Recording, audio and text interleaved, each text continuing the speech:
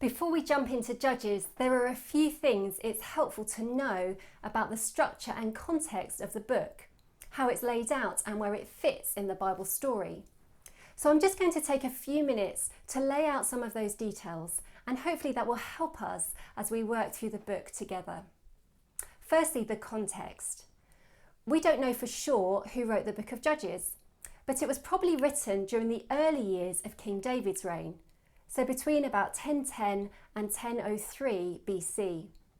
It records a significant period of Israel's history, from the death of Joshua until just before the beginning of the monarchy. The book starts with the words, "after the death of Joshua." So let me briefly recap Israel's story so far. Right back in Genesis 12, God made a covenant with Abraham. He promised to give him numerous descendants who would be his special people and live in the land he would give them under his rule and blessing. God was faithful. Abraham had a son, Isaac. Isaac had a son, Jacob. And Jacob had 12 sons who became the family heads of the nation of Israel. Because of a famine in Canaan, Jacob's family moved to Egypt and they multiplied into a great number. The Israelites lived for 400 years in Egypt, where they were enslaved and ill-treated. But God sent Moses to rescue them. He led them through the Red Sea back to Canaan, the land he had promised Abraham. But the people rebelled against him on the way, so God wouldn't allow them to enter the land. They wandered in the desert for 40 years until that whole generation of Israelites had died out, apart from 2 men who had been faithful and trusted God to keep his promise, Joshua and Caleb. Joshua succeeded Moses as the leader of Israel.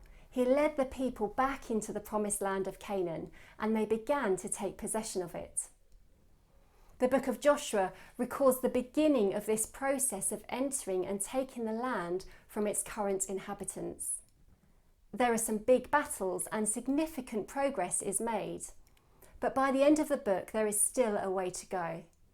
The 12 tribes of Israel have been allocated specific portions of land in Canaan, but they will need to continue to rely on God to defeat their enemies and enable them to settle there.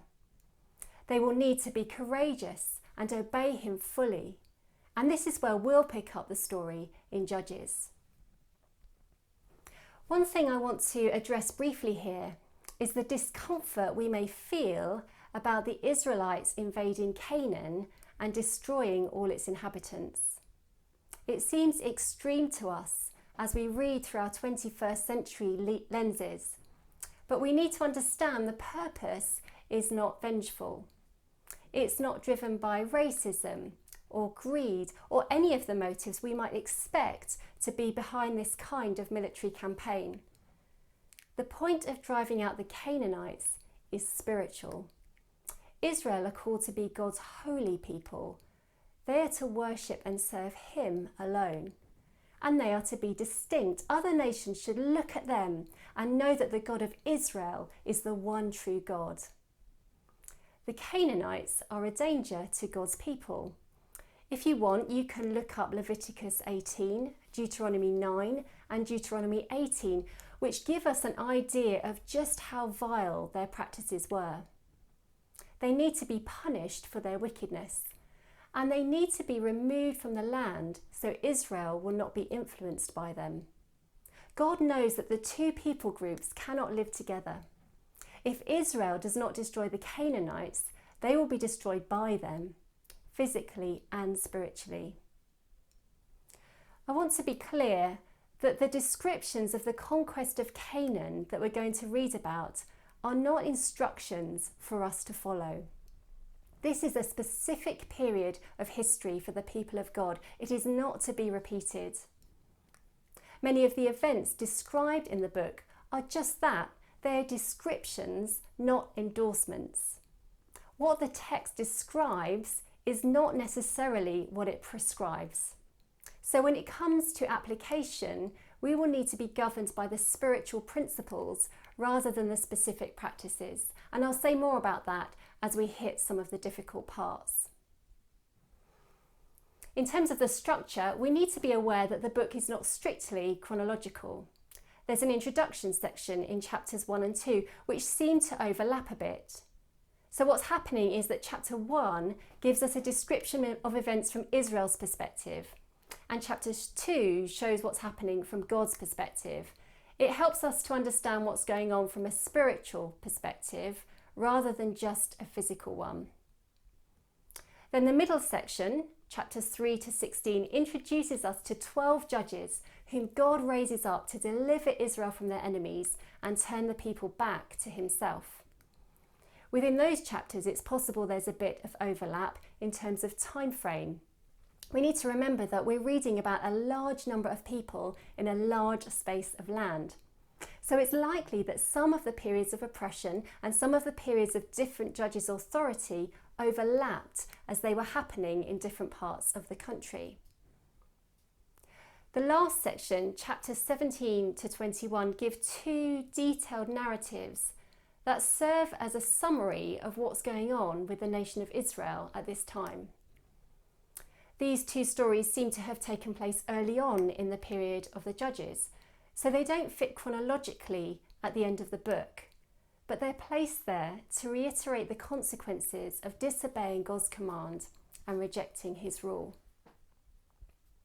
A quick word about the judges. Now, we tend to think of judges in terms of our judicial system. They are people who administer justice, often in a court of law. But although that was part of what these judges did, it wasn't their main role. These judges were deliverers or saviours, chosen by God to rescue Israel from itself and from its enemies. We won't have time to look at all 12 in these studies, so I'd encourage you to read through the book on your own, and there's a link to a reading plan in the description box if you want to do that. What we're going to do in these videos is pick out just a few of the judges and look briefly at their stories, what's going on and what we can learn from them. And in particular, we're going to look closely at the women in this book. The book of Judges can feel especially distasteful to women because the way women are often treated is so wrong. In particular, the story of the Levite's concubine in chapter 19 is very distressing. Stories like this can stir up feelings of confusion or even anger towards the Bible and towards God. So I want us to take a closer look at some of the women we meet in Judges.